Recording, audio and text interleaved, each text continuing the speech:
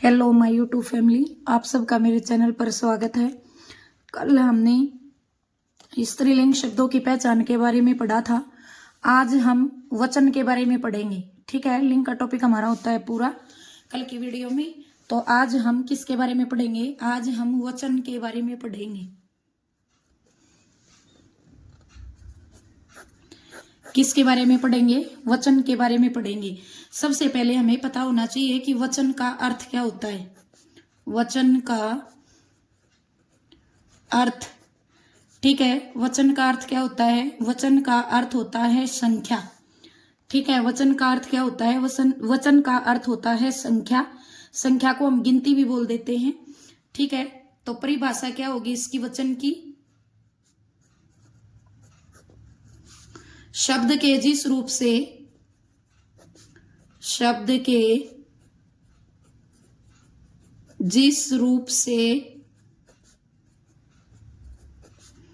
एक या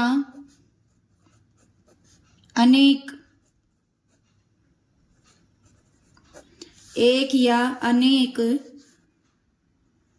होने का बोध हो, उसे वचन कहते हैं। वचन कहते हैं। ठीक है, वचन की परिभाषा क्या होगी? वचन की परिभाषा होगी कि शब्द के जिस रूप से एक या अनेक होने का बोध हो। एक या अनेक होने का बोध मतलब कि वस्तु जो है वो एक है या एक से अधिक है। अनेक का वर्ण विच्छेद करेंगे, अनेक को जब हम अलग अलग करेंगे तो अन प्लस एक। अन का मतलब नहीं है, एक मतलब एक, जो एक नहीं है यानी कि एक से जो अधिक है उसको हम क्या कहेंगे? अनेक। तो शब्द के जिस रूप से एक या अनेक होने का बोध हो उसे हम क्या कहेंगे? उसे हम वचन कहेंगे। ठीक है, उसके बाद आता है वचन के भेद।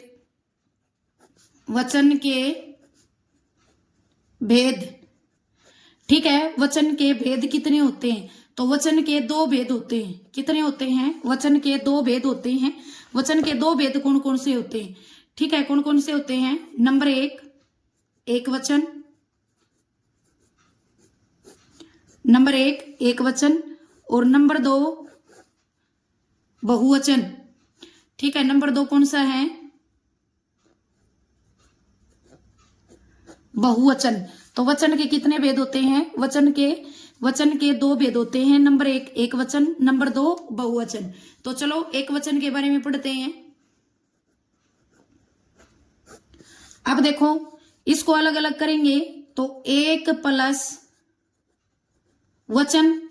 एक का मतलब एक और वचन का मतलब संख्या। वचन का मतलब क्या है? संख्या। तो परिभाषा, शब्द से परिभाषा क्या निकल के आ रही है कि शब्द के जिस रूप से, परिभाषा की अगर मैं बात करूं,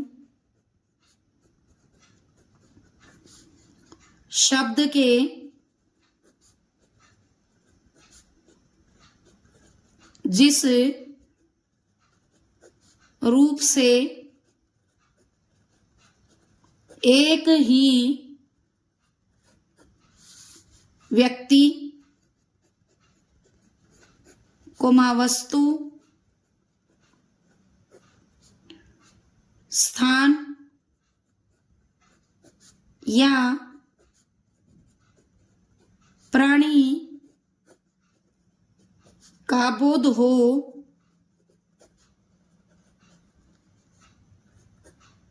उसे एक वचन कहते हैं। ठीक है, क्या परिभाषा होगी कि शब्द के जिस रूप से किसका? एक ही व्यक्ति, एक ही वस्तु का क्या हो? वस्तु या स्थान या प्राणी का बोध हो, उसे क्या कहेंगे? हम एक वचन कहेंगे। जैसे सूचना, डिबिया, पुस्तक,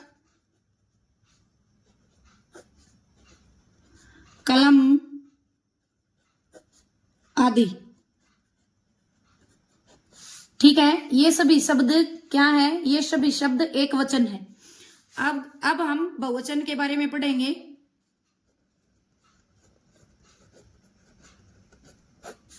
इसके टुकड़े करेंगे तो बहु प्लस वचन। बहु का मतलब बहुत सारी, और वचन का मतलब है संख्या। वचन का मतलब क्या हो जाएगा? बहु का मतलब बहुत सारी और वचन का मतलब संख्या। तो इसका मतलब क्या समझे? परिभाषा क्या होगी?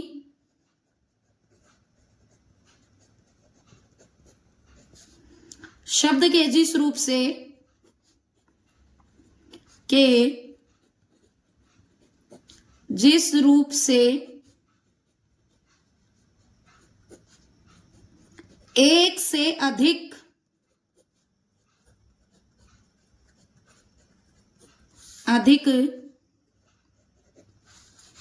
एक से अधिक व्यक्तियों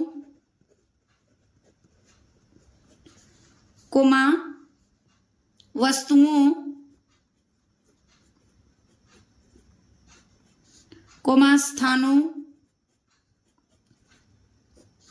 या प्राणियों का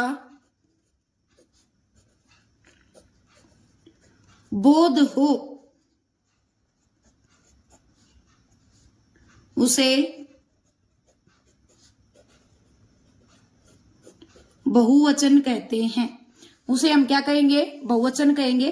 कि शब्द के जिस रूप से एक से अधिक, क्योंकि बहु का मतलब बहुत सारी मतलब अधिक। ठीक है, बहुत सारी का मतलब क्या होता है? अधिक।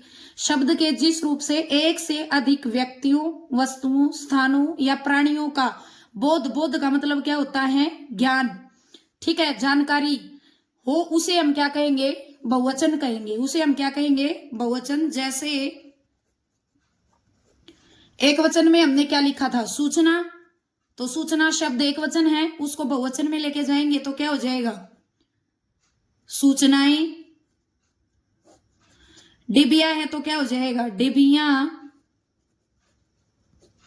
पुस्तक है तो पुस्तकें। और कलम का क्या हो जाएगा? कलमें। ठीक है, आदि। आदि का मतलब बहुत सारे ऐसे शब्द हैं जो एक वचन होते हैं और फिर उनको किस में परिवर्तित किया जाता है? बहुवचन के अंतर्गत परिवर्तित किया जाता है। ठीक है, तो बहुवचन किसे कहते हैं? शब्द के जिस रूप से एक से अधिक व्यक्तियों, वस्तुओं, स्थानों या प्राणियों का बोध हो, उसे हम क्या कहेंगे? बहुवचन कहेंगे। अब बात आती है कि एक वचन और बहुवचन की पहचान कैसे की जाती है। तो कुछ शब्द ऐसे होते हैं जो हमेशा एक वचन में प्रयोग किए जाते हैं और कुछ शब्द ऐसे होते हैं जो हमेशा बहुवचन में क्या किए जाते हैं? प्रयोग किए जाते हैं। तो देखिए, प्राय। प्राय का मतलब होता है हमेशा, सदा, जिसको हम बोलते हैं हमेशा एक वचन में प्रयोग होने वाले शब्द। ठीक है, हमेशा किस में प्रयोग होने वाले शब्द? एक वचन में प्रयोग होने वाले शब्द कौन कौन से हैं? पुलिस, जनता, भीड़,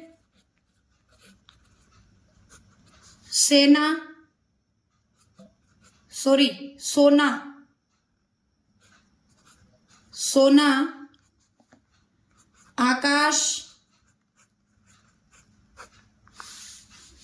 पानी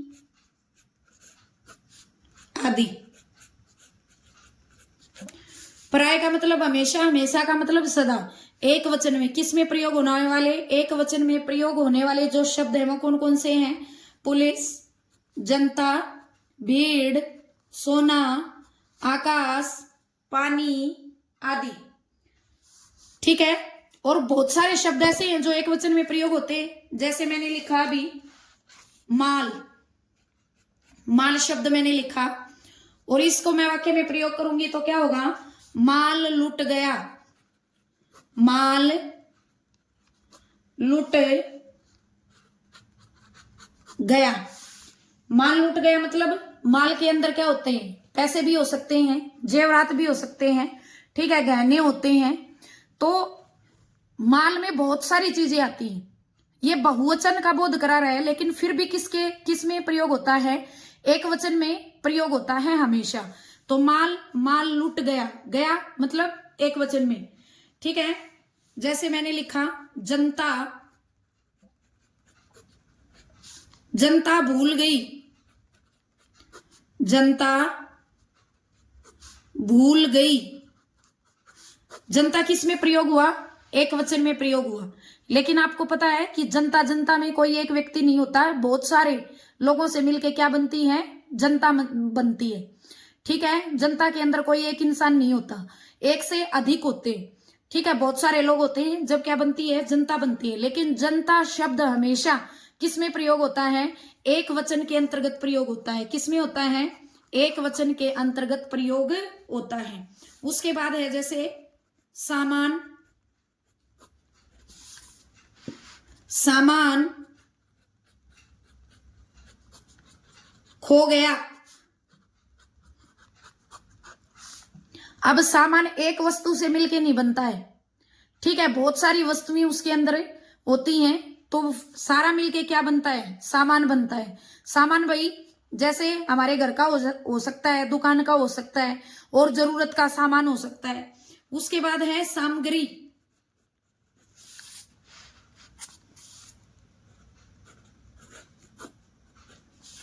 हवन सामग्री जल गई, ठीक है। उसके बाद मैंने ऊपर लिखा था सोना,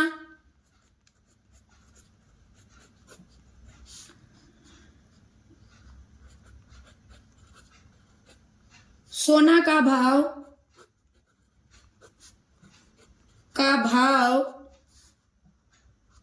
अधिक हो गया। सोना का भाव अधिक, या बोल सकते हैं बढ़ गया, अधिक हो गया, या बोल सकते हैं कि सोने का भाव क्या हो गया, बढ़ गया। तो जो सोना शब्द है वो किसके अंतर्गत आता है, एक वचन। माल, जनता, सामान, सामग्री, सोना, ये सारे क्या हैं, ये सारे एक वचन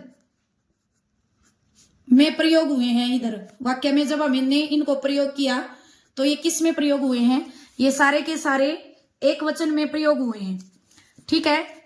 अब देखो हमेशा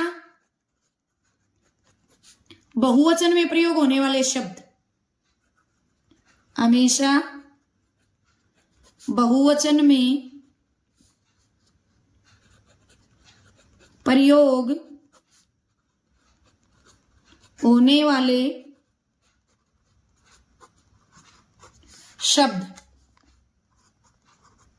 ठीक है, किस में प्रयोग होने वाले, बहुवचन में होने वाले प्रयोग होने वाले शब्द कौन कौन से हैं, होश, प्राण, आंसू, केस, बाल, लोग, दर्शन,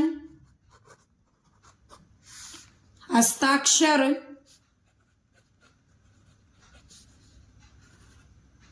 आदि, ठीक है। ये शब्द कौन से हैं जो हमेशा किस में प्रयोग होते हैं, बहुवचन में होते हैं। कौन कौन से हैं, होश, प्राण, आंसू, केस, बाल, लोग, दर्शन, हस्ताक्षर। कई बार परीक्षा के अंदर पूछ लिया जाता है कि हस्ताक्षर शब्द एक वचन है या बहुवचन, तो हमारे दिमाग में आता है कि भाई एक वचन है, हम एक वचन कर देते हैं। लेकिन नहीं, ये हस्ताक्षर जो शब्द है वो हमेशा किसके अंतर्गत आता है, बहुवचन के अंतर्गत आता है। तो चलो हम वाक्य में प्रयोग करके देखते हैं। हम पहले लेते हैं प्राण, ठीक है। क्या लेते हैं हम? पहले प्राण, प्राण को लेते हैं। ठीक है, किसको लेते हैं? प्राण को लेते हैं। जैसे मेरे प्राण छटपटाने लगे, छटपटाने लगे। देखो क्रिया किसमें है? बहुवचन में। तो इसका मतलब छटपटाने का काम किसने किया है? प्राणों ने। तो प्राण क्या है? कर्ता। कर्ता भी क्या है? बहुवचन है। ठीक है, तो कर्ता भी किस में चला जाएगा? बहुवचन में चला जाएगा। अगर एक वचन में होता तो ये आता मेरा प्राण छटपटाने लगा। जबकि क्या है? लगे। लगे जो शब्द है, लगे जो क्रिया है, वो किसके लिए प्रयोग हुई है? वो बहुवचन के लिए प्रयोग हुई है। किसके लिए प्रयोग हुई है? बहुवचन के लिए प्रयोग हुई है। जैसे दर्शन, मैंने आपके दर्शन कर लिए, मैंने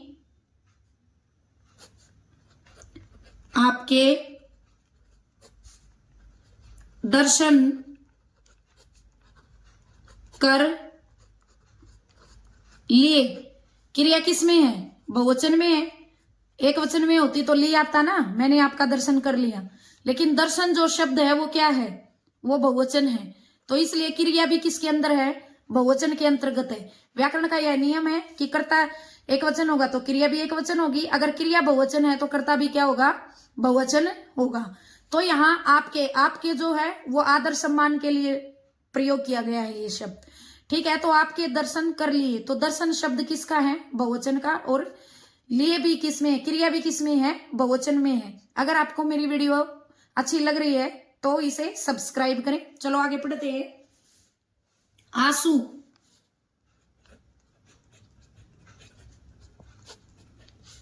आंखों से आंसू निकल पड़े, आंखों से आंसू निकल पड़े। पड़े क्रिया किसमें है? बहुवचन में। अगर एक वचन में होती तो क्या आता? एक वचन में होती तो पड़ा आता। तो आंसू भी क्या है? बहुवचन है। किसमें प्रयोग हुआ है? किसमें प्रयोग हुआ है आंसू? आंसू भी बहुवचन में ही प्रयोग हुआ है। आगे देखिए, होश,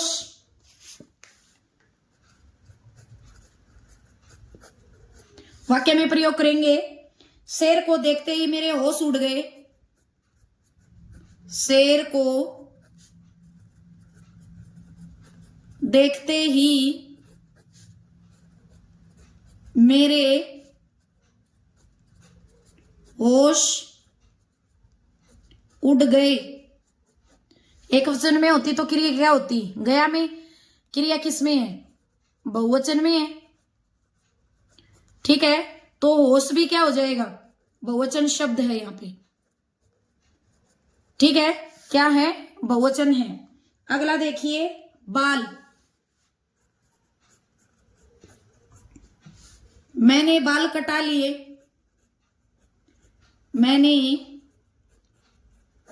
बाल कटा लिए। तो लिए किसमें है? क्रिया किसमें है? बहुवचन में है। तो बाल बहुवचन हो गया। ठीक है, बाल शब्द भी क्या वाक्य के अंदर किसमें प्रयोग हुआ है?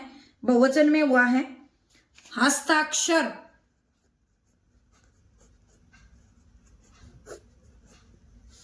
मैंने कागज पर हस्ताक्षर कर दिए, मैंने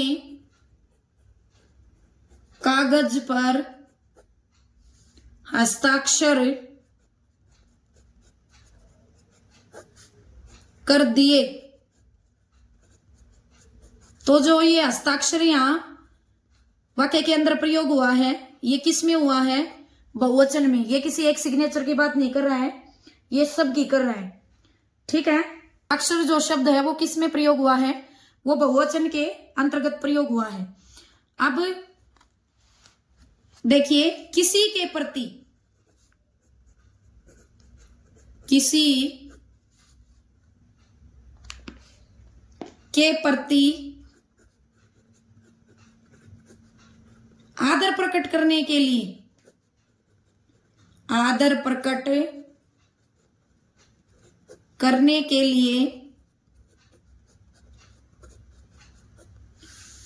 एक वचन कर्ता के साथ, एक वचन कर्ता के साथ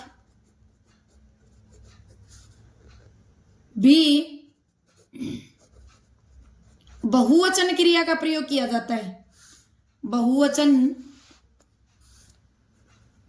क्रिया का प्रयोग किया जाता है, किया जाता है। एक वचन कर्ता तो क्या होगा, उसके अंदर एक वचन होगा, लेकिन क्रिया किसके अंदर होगी, बहुवचन के अंदर होगी। देखिए पढ़ते हैं हम, पिताजी आ रहे हैं, पिताजी आ रहे हैं। अगर क्रिया एक वचन में होती तो क्या होता, पिताजी आ रहा है, लेकिन हम सम्मान देने के लिए, आदर प्रकट करने के लिए, यहां पिताजी क्या है, कर्ता क्या है, एक वचन है, लेकिन क्रिया क्या है, बहुवचन है। क्यों है, क्योंकि पिताजी बड़े हैं, तो उनको हम आदर पूर्वक या सम्मान पूर्वक ये बोल रहे हैं कि पिताजी जो है वो क्या कर रहे हैं, आ रहे हैं। दूसरा देखिए, प्रधानमंत्री दूरदर्शन पर भाषण देंगे, प्रधानमंत्री दूरदर्शन पर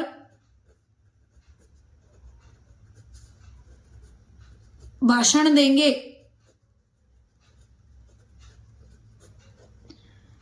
ठीक है, तो देखो यहां प्रधानमंत्री क्या है, कर्ता क्या है, कर्ता एक वचन है, लेकिन देंगे क्रिया क्या है, बहुवचन है। तो यही कह रहा है कि कभी किसी को, प्रधानमंत्री क्या है, ठीक है, वो हमारे नेता हैं, ठीक है, मंत्री हैं, तो उनको रिस्पेक्ट देने के लिए, आदर सम्मान पूर्वक, ठीक है, सम्मान देने के लिए कौन सी क्रिया का प्रयोग करेंगे, बहुवचन क्रिया का प्रयोग करेंगे। आगे देखिए, जैसे तीसरा है, मुंशी प्रेमचंद, मुंशी प्रेमचंद महान उपन्यासकार